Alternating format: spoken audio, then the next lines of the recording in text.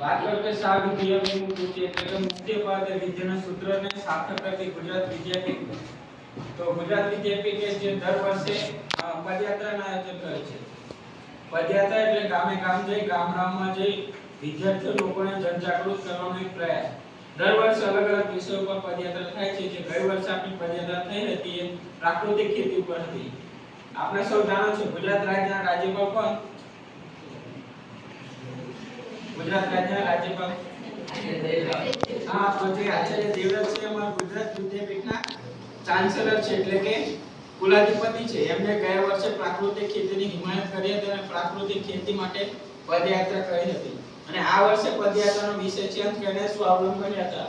જે આપ જોઈ શકો છો એ સ્વાવલંબન યાત્રા છે. જો સ્વાવલંબન યાત્રાનો મુખ્યત્વે 4 S ની વાત કરવામાં આવી છે. મુખ્યત્વે 4